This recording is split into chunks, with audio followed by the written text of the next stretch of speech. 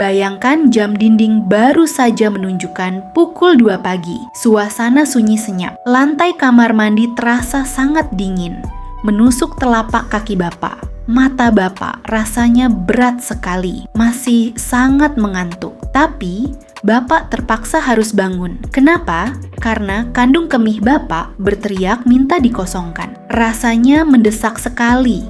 Padahal ini bukan yang pertama kali malam ini. Ini mungkin sudah yang ketiga kalinya Bapak harus turun dari kasur hangat itu. Bapak kembali ke tempat tidur, mencoba memejamkan mata. Tapi hati kecil Bapak cemas. Apakah 1 jam lagi saya harus bangun lagi? Lelah? Pasti. Jengkel? Tentu saja.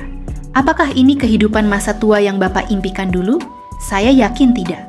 Banyak orang di luar sana berkata, "Ah, itu wajar. Namanya juga sudah tua. Itu faktor umur." Bapak sekalian, tolong dengarkan saya baik-baik. Anggapan itu salah besar. Bangun berkali-kali di malam hari untuk buang air kecil bukanlah hal yang harus Bapak maklumi begitu saja. Itu bukan sekadar tanda penuaan. Itu adalah sinyal bahaya. Tubuh Bapak sedang berteriak minta tolong. Bayangkan jika ini terus terjadi. Esok paginya, kepala pusing, badan lemas tidak bertenaga. Mau bermain dengan cucu pun rasanya malas. Emosi jadi tidak stabil, mudah marah hanya karena hal kecil. Kenapa? Karena tidur Bapak hancur. Kualitas hidup Bapak terganggu. Tapi, ada kabar baik untuk Bapak. Jangan buru-buru berpikir soal operasi atau minum obat kimia yang keras. Belum tentu Bapak butuh itu sekarang. Di video ini, kita akan duduk bersama. Saya akan membongkar rahasia bagaimana Bapak bisa memperbaiki ini semua. Kita akan belajar cara merawat tubuh agar Bapak bisa tidur nyenyak kembali seperti dulu. Kita akan berjuang bersama agar Bapak bisa menikmati masa tua yang mandiri, bahagia, dan benar-benar menjadi seorang lansia sehat. Namun, sebelum saya bagikan rahasianya, saya ingin menyapa Bapak dulu. Saya ingin kita saling jujur di sini. Coba tuliskan di kolom komentar di bawah sekarang juga. Berapa usia Bapak saat ini?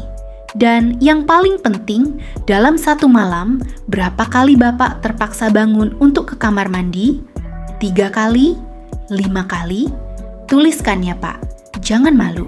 Cerita Bapak mungkin sama dengan ribuan orang lain di sini. Dan satu lagi permohonan saya, tolong tekan tombol suka atau like yang bergambar jempol itu. Satu klik kecil dari Bapak sangat berarti.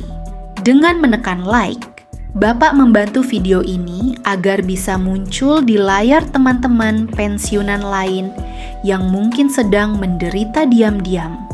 Mari kita tolong mereka menemukan solusi ini. Sudah siap untuk tidur nyenyak kembali? Mari kita mulai bahas tuntas. Mari kita mulai perjalanan ini dengan sebuah cerita yang mungkin terdengar sangat akrab di telinga Bapak. Saya ingin menceritakan kisah salah satu pasien saya. Mari kita sebut saja namanya Pak Budi. Usianya sekitar 95 tahun. Sama mungkin dengan usia Bapak sekarang. Pak Budi datang ke ruang praktik saya dengan wajah yang lesu. Dia bercerita dengan nada suara yang pelan, sedikit malu. Dia bilang begini, "Dok, saya bingung. Dulu waktu saya masih muda, usia 20 atau 30 tahunan, kalau buang air kecil rasanya puas sekali. Alirannya deras, kuat, seperti air keran yang dibuka penuh. Rasanya lega setelah selesai. Tapi sekarang Dok," lanjutnya, "kenapa susah sekali? Saya harus berdiri lama di kamar mandi menunggu airnya keluar. Dan kalaupun keluar, alirannya lemah sekali, putus-putus. Kadang hanya menetes. Rasanya ada yang menahan di dalam sana." Bapak sekalian, apa yang dialami Pak Budi itu bukanlah nasib buruk atau kutukan. Itu adalah proses biologi yang sangat wajar. Bapak harus tahu siapa tersangka utama di balik kejadian ini. Di dalam tubuh Bapak ada sebuah organ kecil. Ukurannya kira-kira hanya sebesar buah kemiri atau kacang kenari. Letaknya sangat tersembunyi, persis di bawah kandung kemih Bapak. Organ kecil inilah yang kita sebut dengan prostat. Tuhan menciptakan prostat ini mengelilingi saluran kencing Bapak. Jadi, saluran pembuangan air seni Bapak itu lewat tepat di tengah-tengah prostat, seperti terowongan yang menembus gunung. Nah, organ ini punya sifat yang unik. Dia tidak pernah berhenti tumbuh. Seiring bertambahnya usia Bapak, karena perubahan hormon penuaan, ukuran prostat ini pelan-pelan membesar. Sama alaminya seperti rambut yang memutih atau kulit yang mulai keriput. Tapi masalah muncul ketika pembesarannya terjadi ke arah dalam. Inilah yang secara medis kita kenal dengan pembengkakan prostat. Supaya Bapak lebih mudah membayangkannya, coba bayangkan Bapak sedang menyiram tanaman di halaman rumah menggunakan selang air. Airnya mengalir lancar, bukan? Lalu tiba-tiba ada seseorang yang tidak sengaja menginjak selang air itu dengan kakinya. Apa yang terjadi? Pasti aliran airnya langsung macet. Airnya mungkin masih keluar, tapi tekanannya hilang. Hanya menetes-netes kecil di ujung selang. Kaki yang menginjak selang itulah gambaran dari prostat Bapak yang membengkak. Dia menjepit saluran kencing Bapak. Dia mencekik jalan keluar air seni Bapak. Akibatnya apa? Kasihan sekali organ kandung kemih Bapak. Kandung kemih itu adalah kantong otot yang tugasnya memompa air seni keluar. Karena jalannya dijepit, kandung kemih Bapak harus bekerja ekstra keras. Dia harus memompa sekuat tenaga, memeras sekuat-kuatnya, agar air seni bisa menerobos sumbatan itu. Bayangkan kalau Bapak setiap hari disuruh mengangkat beban berat. Lama-lama, otot lengan Bapak pasti jadi besar dan keras kan? Nah, dinding kandung kemih Bapak juga begitu. Karena dipaksa kerja keras bertahun-tahun melawan jepitan prostat tadi, dinding kandung kemih Bapak menebal. Dia menjadi otot yang kaku. Dia tidak lagi lentur seperti balon karet yang elastis. Disinilah letak bencana sesungguhnya terjadi. Karena dindingnya sudah tebal dan kaku, ruangan di dalamnya jadi sempit. Kapasitas tampungnya menurun drastis. Kalau dulu dia bisa menampung banyak air seni dengan santai, sekarang tidak bisa lagi.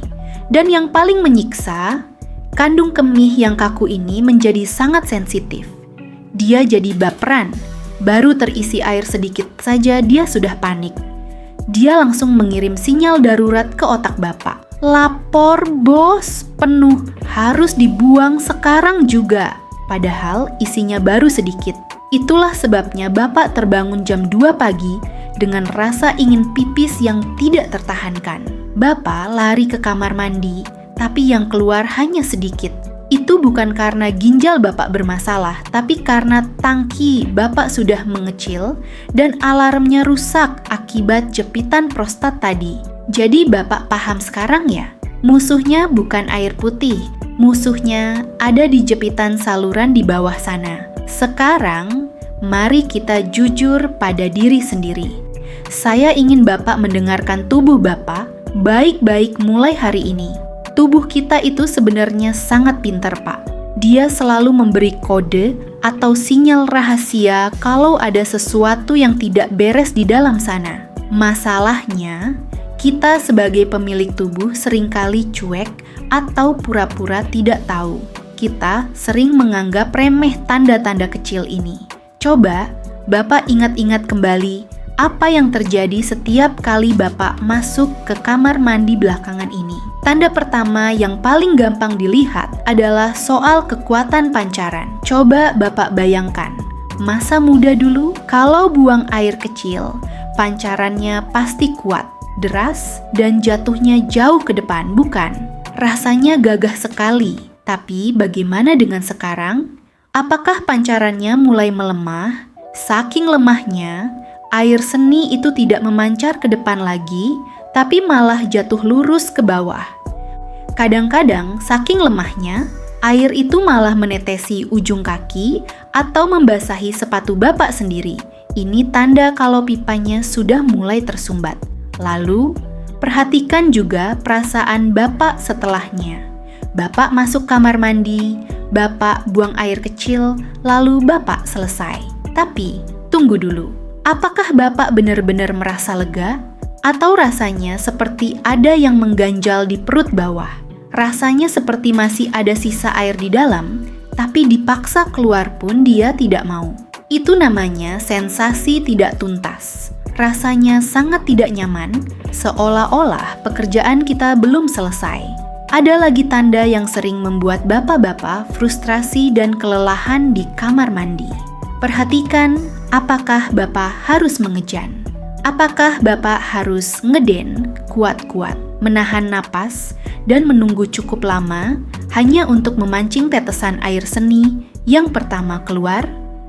Bapak sekalian, buang air kecil itu seharusnya proses yang santai dan otomatis, bukan kerja keras seperti orang sedang angkat batu kali. Kalau Bapak harus berjuang hanya untuk pipis, berarti ada perlawanan di saluran itu.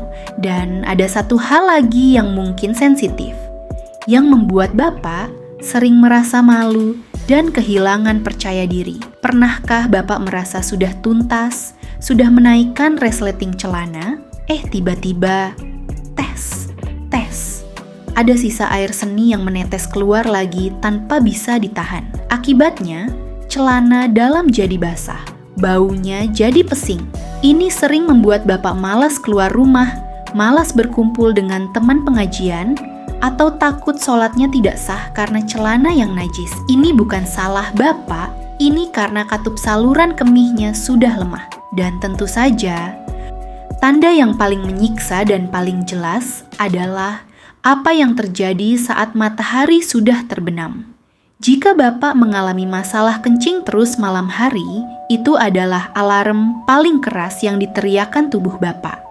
Normalnya, saat tidur, produksi urin kita menurun agar kita bisa istirahat total.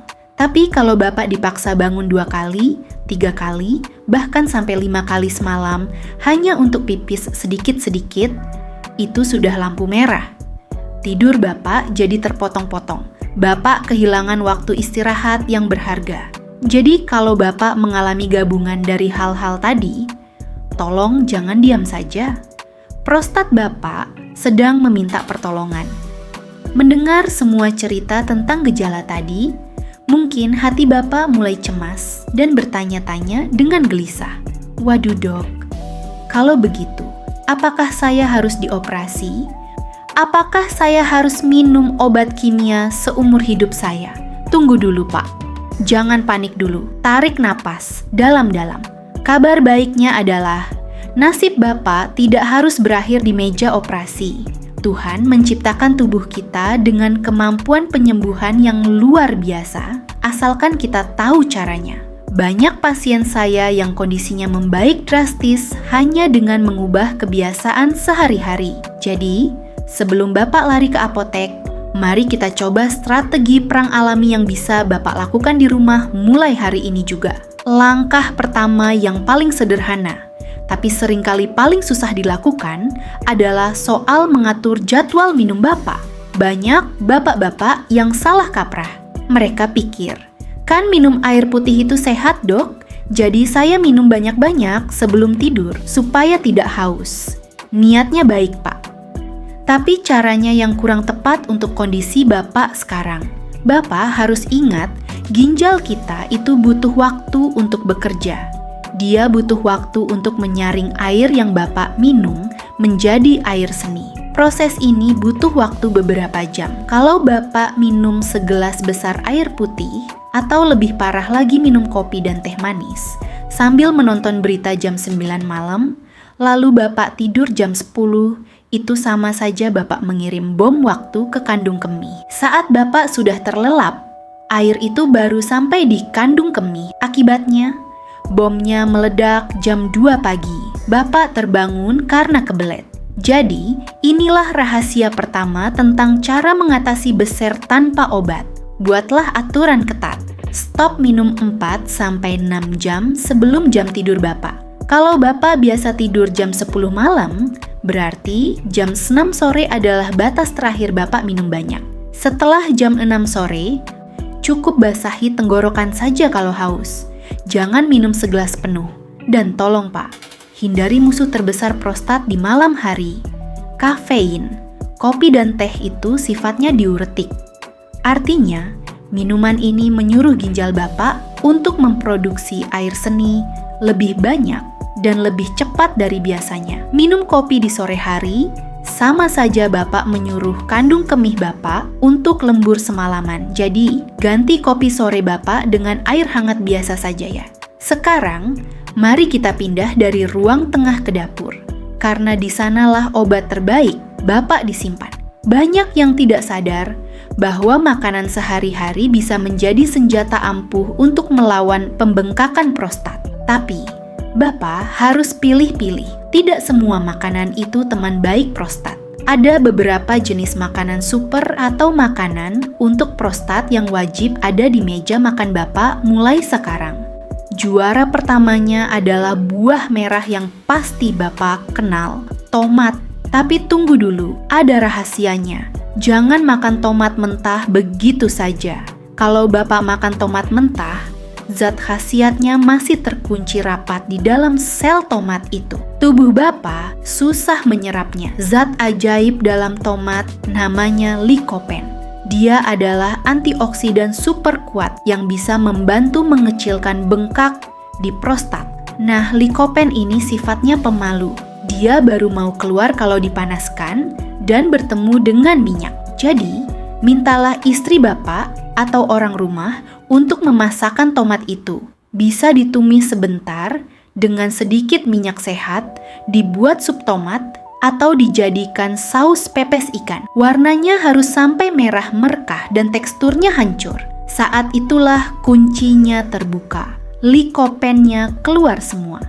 Itu jauh lebih ampuh daripada tomat yang Bapak iris mentah di salad atau lalapan. Rasanya enak, prostat pun senang. Selain tomat, Bapak juga harus mulai akrab dengan camilan yang satu ini, biji labu. Ya, biji labu kuning atau yang sering kita sebut kuaci tawar. Jangan anggap remeh biji kecil ini. Di dalamnya terkandung mineral bernama zinc atau seng yang sangat tinggi. Zinc ini ibarat montir bagi prostat Bapak. Dia yang memperbaiki kerusakan sel dan menjaga keseimbangan hormon testosteron Bapak. Bapak tidak perlu makan sekarung. Cukup 1 genggam kecil setiap hari sebagai camilan sore. Atau kalau gigi Bapak sudah tidak kuat mengupas kulitnya, Bapak bisa beli yang sudah dikupas.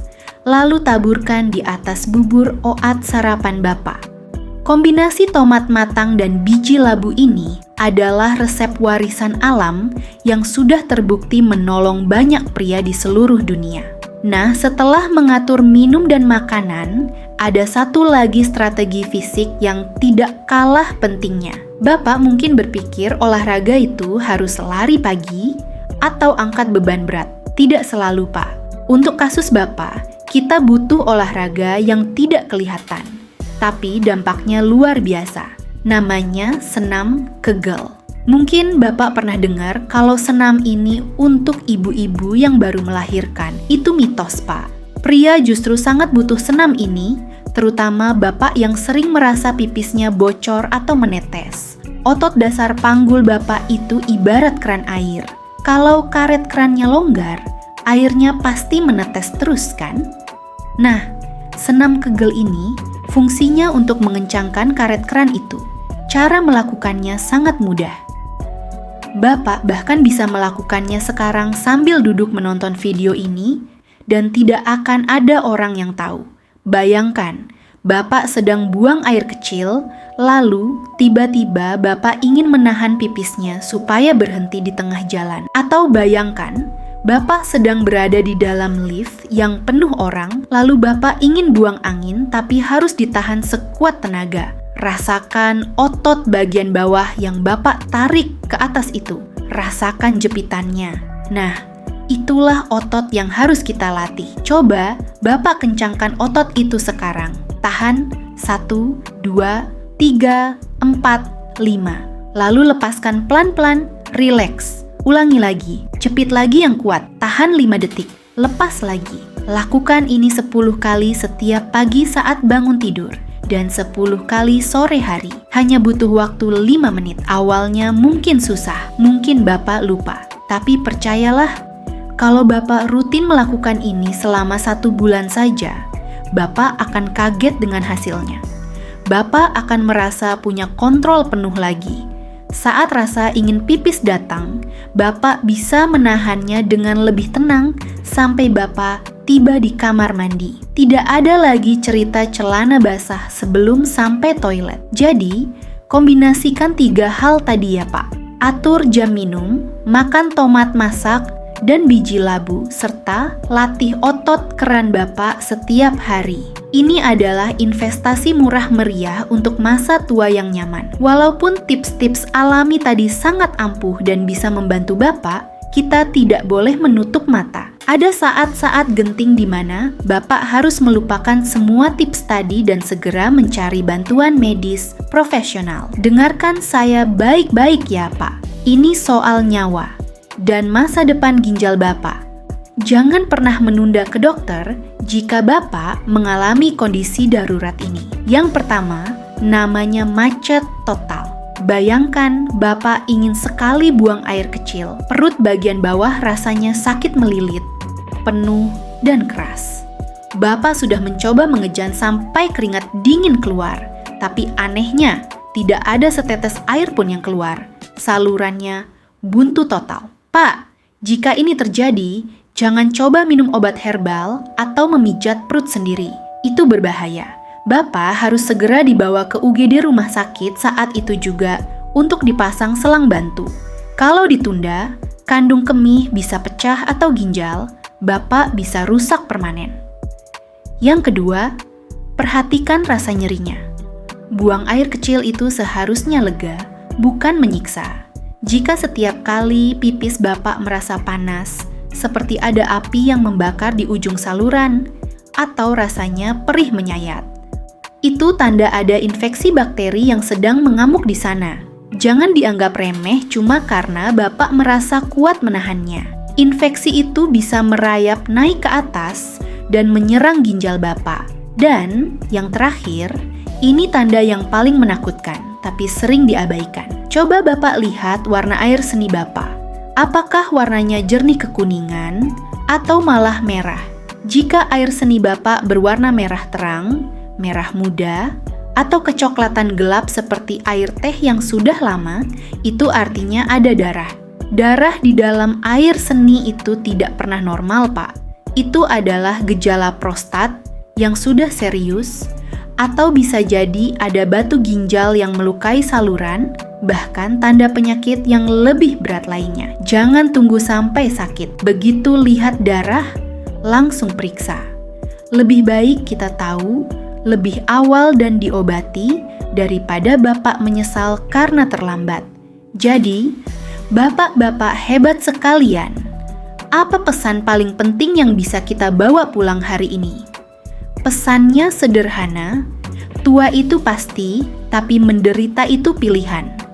Jangan pernah berpikir kalau bangun 5 kali semalam itu adalah nasib yang harus Bapak terima begitu saja. Jangan pasrah. Tubuh Bapak memang menua, tapi bukan berarti dia harus rusak. Ingatlah pelajaran kita hari ini. Kesehatan prostat Bapak ada di tangan Bapak sendiri. Mulailah dari perubahan kecil di rumah. Ingat, kunci mulut botol air setelah jam 6 sore. Berikan ginjal Bapak waktu istirahat. Ingat, jadikan tomat masak dan biji labu sebagai camilan harian Bapak. Itu jauh lebih enak daripada menelan pil pahit, bukan? Dan ingat, latih otot panggul Bapak. Lakukan senam jepit lepas itu saat santai. Tidak ada orang yang tahu, tapi Bapak sendiri yang akan merasakan bedanya. Tujuan kita melakukan semua ini cuma satu. Kita ingin Bapak menikmati masa tua yang tenang, Kita ingin Bapak bisa tidur pulas dari malam sampai pagi tanpa gangguan. Kita ingin Bapak bangun pagi dengan badan segar, pikiran jernih, dan siap bermain bola dengan cucu tanpa rasa lelah. Kita ingin Bapak benar-benar menjadi seorang lansia sehat yang mandiri dan bahagia. Bukan lansia yang murung, mengantuk, dan malu karena masalah kamar mandi. Sekarang, saya punya satu tantangan kecil untuk Bapak. Apakah Bapak berani mencoba tips ini mulai nanti malam? Saya yakin Bapak bisa. Dan satu permintaan terakhir saya. Coba Bapak lihat tombol bagikan atau share di bawah video ini. Tolong ditekan ya Pak. Lalu kirimkan video ini ke grup WhatsApp keluarga, grup alumni sekolah, atau grup teman-teman pensiunan Bapak. Kenapa ini penting? Karena mungkin saja di luar sana ada sahabat Bapak yang sedang menderita diam-diam. Dia malu cerita ke siapa-siapa kalau celananya sering basah. Dia malu cerita kalau tidurnya hancur. Dengan satu klik dari Bapak, Bapak bisa memberikan solusi bagi mereka. Bapak bisa jadi jalan kesembuhan bagi teman sendiri. Itu amal jariah yang luar biasa, Pak. Terima kasih sudah menemani saya sampai akhir video ini. Saya doakan Bapak semua selalu dilindungi kesehatan, prostatnya aman, dan tidurnya nyenyak malam ini. Sampai jumpa di video berikutnya. Salam sehat.